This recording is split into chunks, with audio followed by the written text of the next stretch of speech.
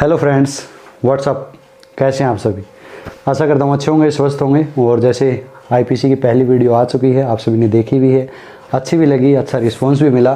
तो आईपीसी का पार्ट 2 है ये, और आज उसी प्रकार इसको आगे बढ़ाते हैं। जैसे मैंने कल बात की थी, हाई लेवल की स्टडी करेंगे, सामान्य चीज़ें नहीं पढ़ाता हूँ, विशेष चीज़ें पढ़ाता हूँ जो व्यवहारिकता में भी आपको पावर देंगी। Knowledge is power. और एग्ज़ाम में तो नंबर आपके जाएंगे ही नहीं जाएंगे, गारंटी दे सकता हूँ। ठीक है, तो चलिए अब शुरू करते हैं। आईपीसी का आज दूसरा भाग है ये, और लगभग 264 धाराएं मैंने कवर करवा दी थी। 264 धाराएं आपके सामने कवर करवाई हैं। इतिहास बता दिया था आईपीसी सीआरपीसी का, सभी चीज़ें बता दी थी। विधि कानून के बारे में बता दिया था, दांडी कानून, सिविल कानून, ये सभी चीज़ें बता दी थी। तो आज आगे चलते हैं, आगे क्या क्वेश्चन आ सकते हैं और क्या चीज़ें हैं जो आपको करनी चाहिए। तो चलिए,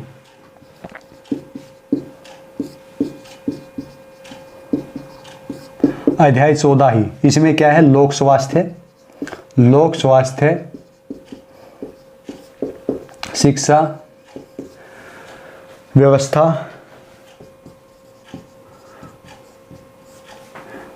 आदि से संबंधित अपराध। अब क्वेश्चन यह भी आ सकता है कि अध्याय 14 में क्या दिया गया है। यह लोक स्वास्थ्य, शिक्षा व्यवस्था, आदि से संबंधित अपराध जो हैं वो कौन सी अध्याय में दिए गए हैं। तो 14वां अध्याय क्या हो जाएगा? इसका सही उत्तर हो जाएगा 14वें अध्याय में दिया गया। अब आगे चलते हैं, इसमें धाराएं देखिए कौन कौन सी।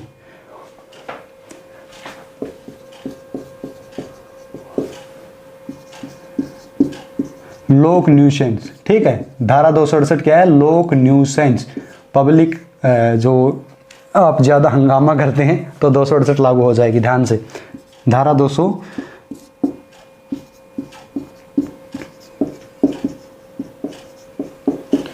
उपेक्षा पूर्ण कार्य जिससे जीवन को खतरा होता हो, जिससे जीवन को खतरा होता हो।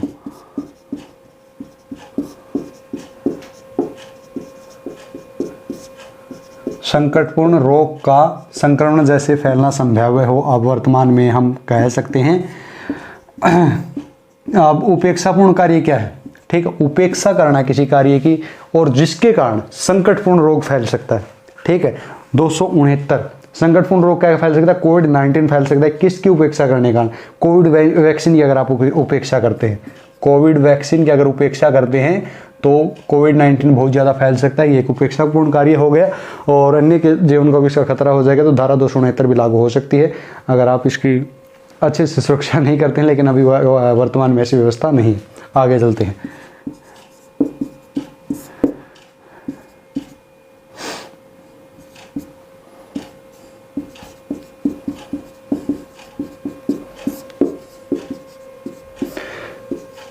परिद्वेषपूर्ण कार्य, यानी जिसे जानते हुए कि नुकसान होगा और जीवन को खतरा होगा, ठीक है, वह कार्य करना धारा 270 लागू होगी। ठीक है,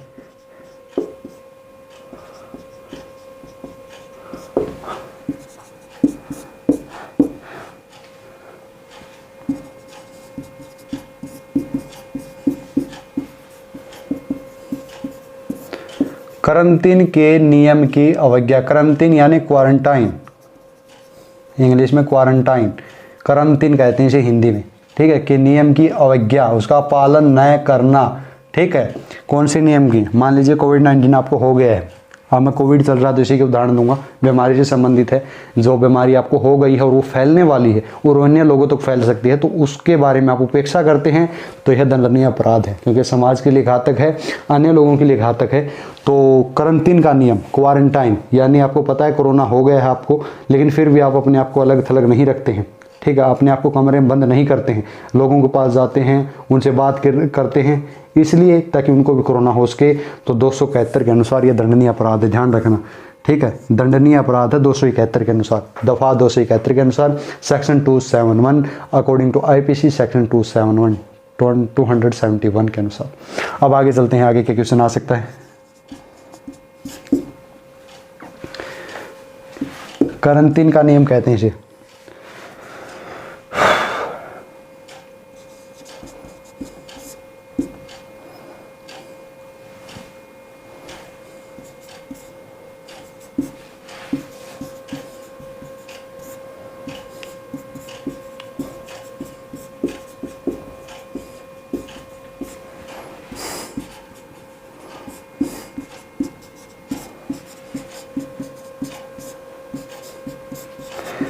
यानी जो चीज़ विक्रय के लिए है, कोई चीज़ विक्रय के लिए वो बेचनी है, उसमें ऐसी चीज़ मिलाना जो ना तो खाई जा सकती है और पीने वाली ऐसी चीज़ मिलाना जो पीने योग्य नहीं है, तो यह धारा 272 के अनुसार अपराध है। आप ऐसी चीज़ें किसी के खाने में या पदार्थ में जो विक्रय योग्य है नहीं मिला सकते, अपराध दंडनीय, चाहे प्रैंक हो चाहे कुछ हो। अगर कोई ऐसा करता भी, प्रैंक वगैरह भी, वो गौरव जैन वाला मामला भी है, वो बताऊंगा कौन सी धारा के अनुसार उसके साथ ये हुआ था, कौन सी धारा के अनुसार उसे पुलिस ने पकड़ा था, वो चीज़ ये बताऊंगा मैं आपको। तो चलिए आगे चलते हैं।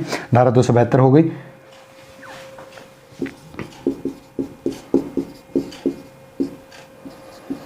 औषधियों का अपमिश्रण, ठीक है, औषधियों का अपमिश्रण यानी जो औषधियां हैं उनको मिला देना बिना लाइसेंस के, ठीक है, बिना लाइसेंस के मिश्रण करना, उनका कुछ भी बना लेना, तो यह अपराध अपने आप में 274 के अनुसार अपराध है, ठीक है। और 272 होगी, 273 और बता देता हूँ चलो।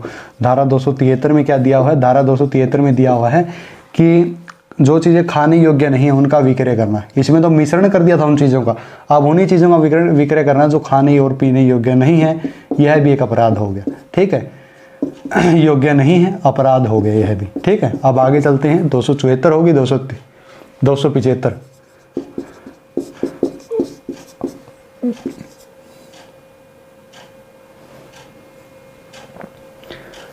अपमिश्रण औषधियों का विक्रय, अपमिश्रण औषधियों का विक्रय, ये तो औषधियों का मिश्रण करना तो अपने आप में एक अपराध है, लेकिन अब बेच भी रहे हैं भाई साहब, तो क्या हो जाएगा? विक्रय। झोला छाप डॉक्टर होते हैं, उन्हीं को इन्हीं दो धाराओं के अनुसार पकड़ा जाता है, 274 और 275 के अनुसार।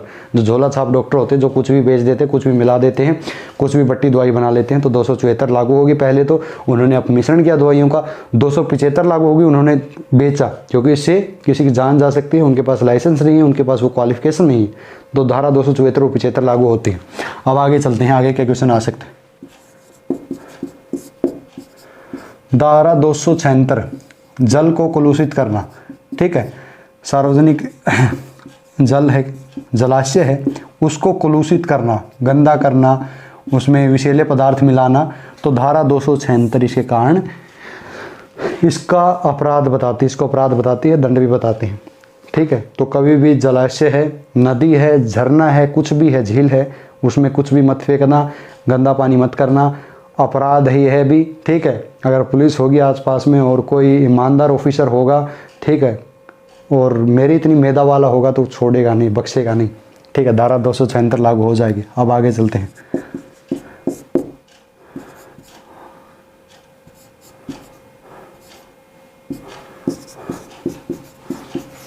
सार्वजनिक मार्ग पर उतावलेपन से वाहन चलाना। अब आ जाइए, जो ये मंचले होते हैं, उतावलेपन से वाहन चलाना, जो ये होते हैं जो ज़्यादा स्पीड में वाहन चलाते हैं सार्वजनिक मार्ग पर, ठीक है, स्पीड के अनुसार वाहन चलाते हैं। दो मैंने बताया था, जैसे 90 किलोमीटर पर हावर वाली स्पीड वाला एग्जाम्पल दिया था, उससे भी ज़्यादा चलाते हैं, एक लिमिट से ज़्यादा चलाते हैं, 279 के अनुसार अपराध है बहुत बड़ा, आपको जेल भी ले जाया जा सकता है, जुर्माना भी हो सकता है, दोनों चीज़ें हो सकती हैं। 279 को याद रखिए बाइक चलाते वक्त। 279। अब आगे चलते हैं।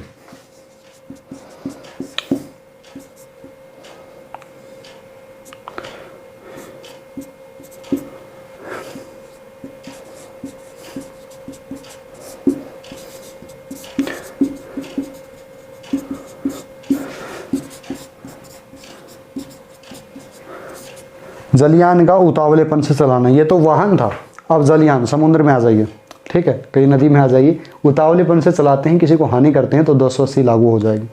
अब 281 में चलते हैं। धारा 281,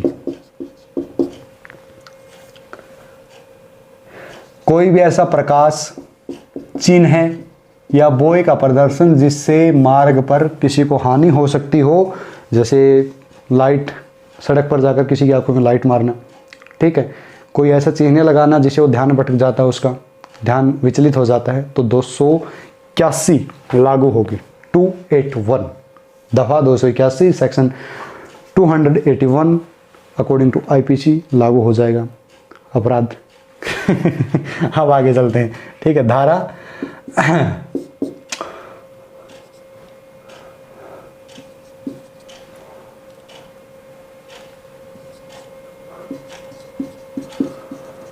विषैले पदार्थों के संबंध में उपेक्षा पूर्ण आचरण, धारा 284। आपके पास विषैले पदार्थ हैं, कीटनाशक दवाइयाँ हैं, आप उपेक्षा पूर्ण आचरण करते हैं, यानी कहीं पर भी उनको रख देते हैं, कोई भी उनका गलत उपयोग कर लेता है, उठा कर ले जाता है, उससे किसी की मृत्यु हो जाती है, तो धारा 284 के अनुसार आपके ऊपर मुकदमा दर्ज हो सकता है।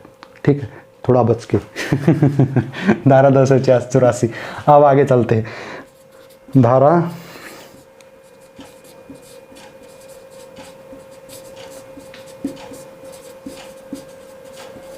अग्नि या ज्वलनशील पदार्थ के विषय में उपेक्षा पूर्ण आचरण, यानी जिससे आग लग सकती हो ऐसा कोई कार्य करना, ऐसी कोई चीज़ को खुला छोड़ना, ठीक है, बिजली के उपकरणों को आपस में लगाना, तो ये उपेक्षापूर्ण कार्य हो गया। इस पर भी हानि होती है अगर अन्य लोगों को, तो आप पर मुकदमा दर्ज हो सकता है धारा 285 के अनुसार। अब आगे चलते हैं। धारा विस्फोटक पदार्थ के बारे में उपेक्षापूर्ण आचरण की, जो पदार्थ फट सकता है, 286। घर के सिलेंडर पर आ जाइए। धारा 286 कि सिलेंडर है, आप सिलेंडर के साथ गलत आचरण कर रहे हैं, खेल रहे हैं, उसकी गैस बाहर निकाल रहे हैं, गलत तरीके से निकाल रहे हैं, आपको पता नहीं है, आपके पास लाइसेंस नहीं है, आप कर रहे हैं, लोगों को ही बता रहे हैं, तो ये बहुत बड़ा अपराध है 286 के अनुसार। ठीक है, और जो वीडियो बनाते हैं यूट्यूब पर कि ये देखते हैं हम करके, ये देख कर करते हैं, इनको ये पता नहीं है, डिस्क्लेमर लगाने से कुछ नहीं होता है, बहुत अपराध है, जेल हो सकती है इनको 286 के अनुसार। जो सिलेंडर वगैरह कार्य करते हैं, उनको खोलते हैं, उनको फिट करते हैं, उनको उड़ाते हैं, उनके साथ अन्य तरीके पे करते हैं, तो इससे लोक व्यवस्था को हानि पहुँचती है। 286 के अनुसार मुकदमा दर्ज हो सकता है कभी भी। जो हैं ये यूट्यूब वाले जो अन्य चीज़ें करते हैं, सिलेंडर वगैरह कभी फैला दिया, कभी उसकी गैस निकाल दी, कभी उसमें आग लगा दी, कभी उसमें विस्फोट कर दिया, ध्यान रखना इस चीज़ का। अगर कोई है ऐसा तो उस तक इस वीडियो को ज़रूर पहुंचाओ, उस यूट्यूबर तक। 286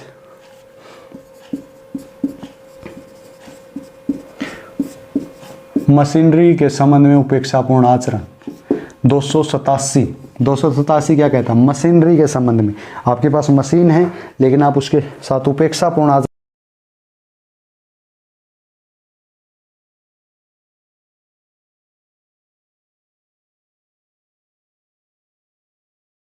रहा है, लुफ्त उठाते रहिए। तो अब आगे चलते हैं, आगे क्या क्वेश्चन आ सकता है।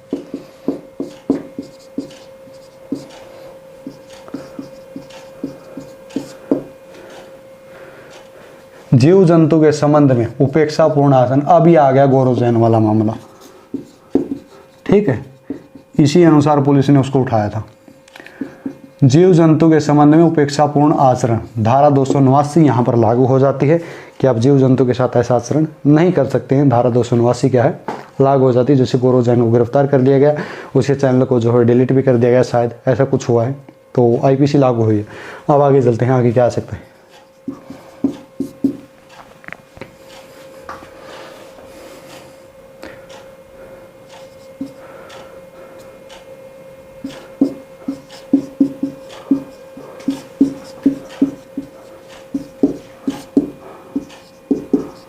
अन्यथा उपबंधित मामलों में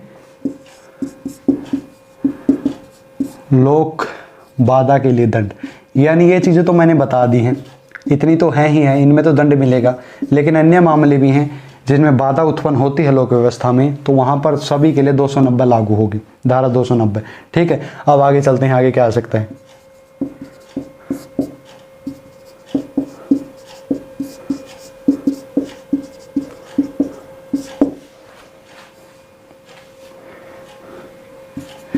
धारा 291 व्यादेश के पश्चात लोक न्यूसेंस को बढ़ावा देना, कि रामू ने श्यामू को कह दिया, श्यामू भाई ज़्यादा न्यूसेंस मत करो, आप मान जाओ, लेकिन वो नहीं माना, तो 291 लगानी पड़ी अकॉर्डिंग टू आईपीसी सेक्शन 291। ठीक है, अपराध की श्रेणी में आ गया। धारा 292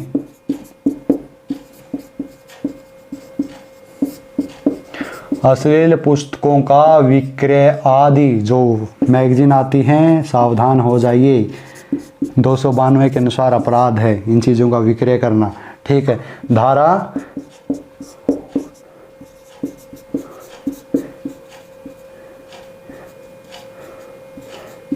ब्लैकमेल करने के उद्देश्य से अश्लील सामग्री प्रिंट करना, ठीक है, किसी को ब्लैकमेल करना है उसके लिए आप अश्लील सामग्री प्रिंट करते हैं तो यह 292 क्या लागू हो जाएगी, आप पर मुकदमा दर्ज हो जाएगा, जेल भी हो सकती है, जुर्माना भी लग सकता है, दोनों चीज़ें हो सकती है। अब आगे चलते हैं। धारा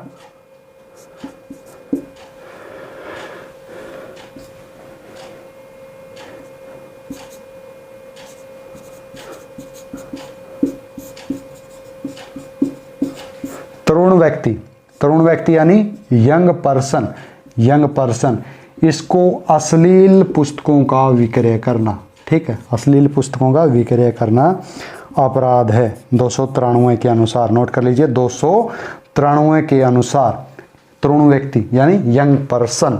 अब आगे चलते हैं।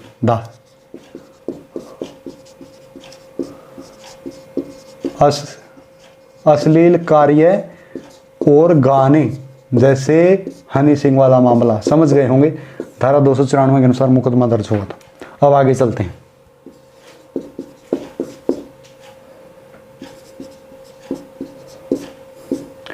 लॉटरी कार्यालय रखना, धारा 294 का है लॉटरी कार्यालय रखना। ओके, अब आते हैं, ये 13वां अध्याय पूरा हो चुका है। अध्याय 14 में आते हैं। अध्याय 14 में क्या हो सकता है? धर्म से संबंधित,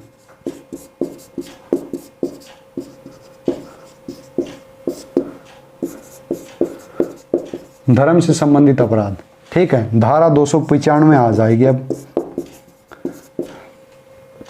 किसी धर्म के उपासना से संबंधित स्थान, यानी जहाँ पर पूजा पाठ होती है या उपासना की जाती है, वहाँ पर गलत हरकत करना, गलत व्याख्यान देना और गलत लांछन लगाना, धार्मिक भावनाओं को आहत करना,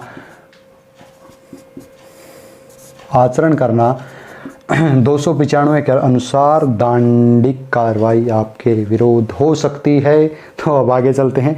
मज़ा आ रहा होगा, आशा करता हूँ आप सभी को, क्योंकि आज तक यूट्यूब पर मुझे नहीं लगता किसी ने आईपीसी ऐसे पढ़ाई है, इतने विस्तार से पढ़ाई है, गहराई से पढ़ाई है, चुटकियों में पढ़ाई है और आपको पावर दी है, ठीक है। पावर यहाँ से मिलते हैं, यहाँ से नहीं मिलते। अब आगे चलते हैं, आगे क्या क्वेश्चन आ सकता है।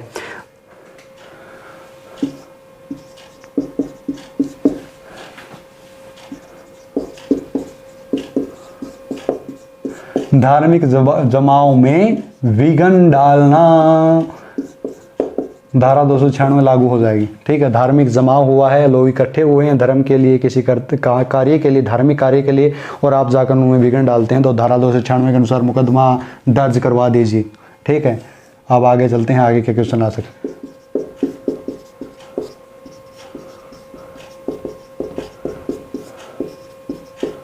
कब्रिस्तानों आदि में अतिचार करना, ठीक है, धारा 297 लागू हो जाएगी अगर ऐसा करते हो।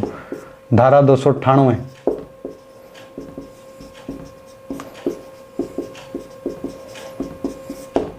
धार्मिक भावनाओं को ठेस पहुंचाने के आशय से शब्द उच्चारित करना, धारा 298 लागू हो जाएगी, ठीक है। धार्मिक भावनाओं को ठेस पहुंचाते हैं, किसी को कुछ कहते हैं धर्म के विषय में, कुछ ऐसा उल्टा सीधा कहते हैं, तो समझ जाइए लोग जो धर्म निरपेक्षता को नहीं समझते हैं और धार्मिक कट्टरवाद हैं, ऐसे लोग समझ जाइए, ठीक है।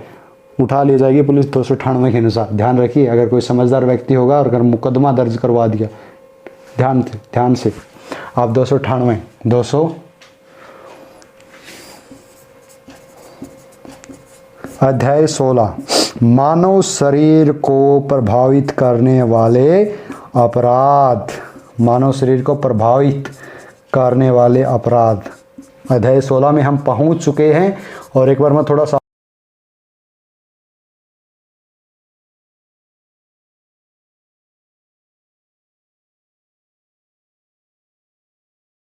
उत्तम पराकाष्ठा तक ले जाने का आप अपना स्वयं का प्रयास कीजिए।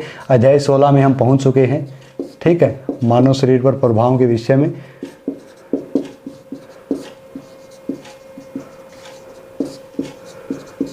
मानव शरीर को प्रभावित करने वाले अपराध। अब धारा 299 लिख लीजिए, धारा 299 लिख लीजिए। क्या है? मानव वध द्वारा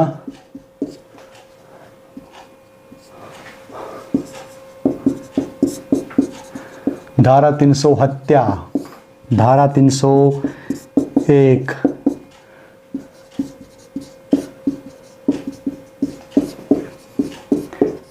जिस व्यक्ति की मृत्यु कारित करने का आशय था उससे भिन्न किसी की मृत्यु करना दंड है।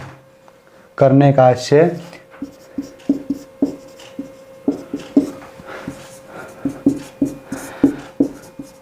302 में हत्या के लिए दंड दिया गया है। धारा 302 में क्या दिया गया है? हत्या के लिए दंड, ठीक है। और धारा 303 में क्या दिया गया है? आजीवन कारावास, आजीवन कारावास और मृत्यु दंड। अब इसे थोड़ा अवैधानिक घोषित कर दिया गया धारा 303 का। अब वर्तमान स्थिति देख लो क्या है इसकी। धारा 300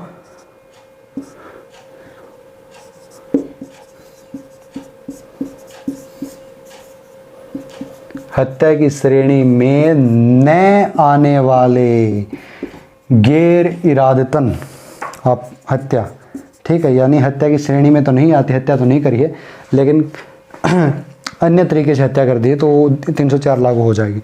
अब धारा 300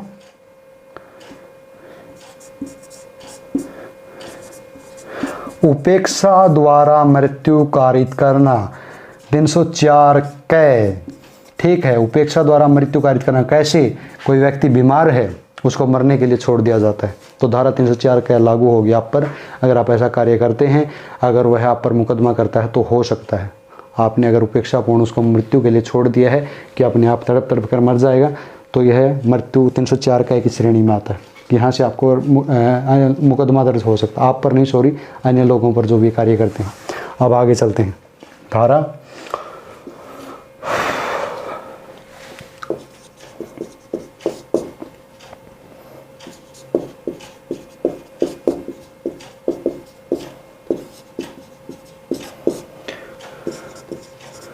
'शिशु या उन्मत्त, नशे में चूर कह सकते हैं, नशे में चूर या पागल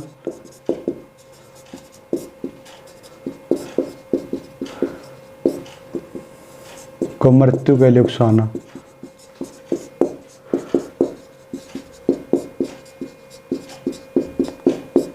ठीक है, अब मैं एक बार बता देता हूं। धारा 304 क्या है? धारा 304 है दहेज मृत्यु, यानी दहेज के लिए मृत्यु हो जाती है तो 304 ख के अनुसार मुकदमा दर्ज होगा। 305 शिशु या उन्मत्त, उन्मत्त यानी नशे में कोई व्यक्ति है, पागल है, उसको उस समय प्रेरित करना, दुष्प्रेरित करना, गलत भावना से प्रेरित करना, आत्महत्या के लिए उकसाना, ये 305 लागू हो जाएगी। 305 के अनुसार मुकदमा उस व्यक्ति पर दर्ज होगा। अब आते हैं 306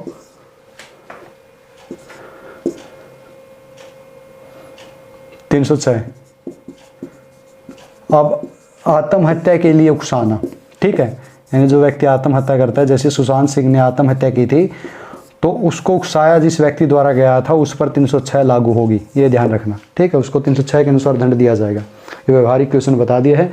अब आगे चलते हैं, आगे क्या क्वेश्चन आ सकता है।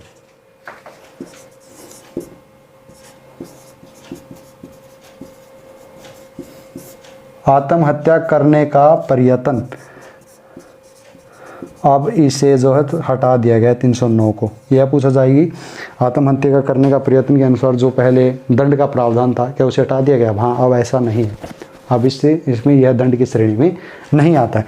तो आगे चलते हैं। 300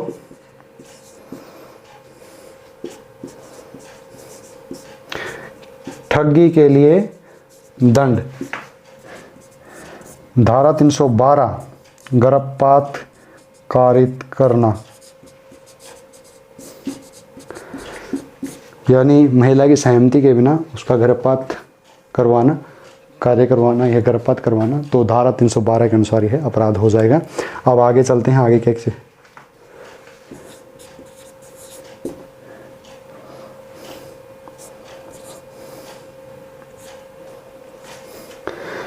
धारा 326 पर आ जाइए। धारा 312 में गर्भपात कारित करवाना है। धारा 313 में जो है, धारा 313 में है जो है सत्री की सहमति के बिना ही गर्भपात कारित करवाना, तो यह उसमें आएगा, ठीक है, धारा 313 में आएगा। अब धारा 326 पर आ जाइए। धारा 326 में क्या है? एसिड हमले, धारा 326 है एसिड हमले करवाना, एसिड हमला आ जाएगा धारा 326।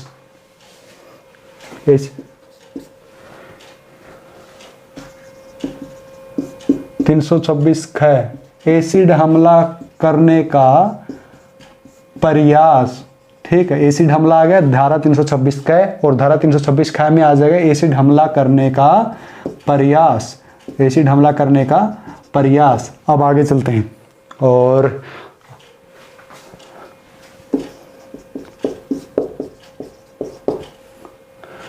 दूसरों के जीवन या व्यक्तिगत सुरक्षा को खतरा पहुंचाना, जीवन या व्यक्तिगत सुरक्षा, यानी धारा 336 लागू होगी। किसी के जीवन को खतरा पहुंचाया है, किसी की व्यक्तिगत सुरक्षा, उसकी निजता को ठेस पहुंचाई है, कोई गलत कार्य किया है नौकरी में रहते हुए किसी ने, तो समझ जाइए धारा 336 लागू हो सकती है।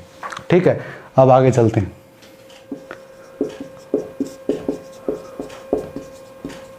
बल 349 में दिया गया, बल 350 में दिया गया आपराधिक बल, आपराधिक बल।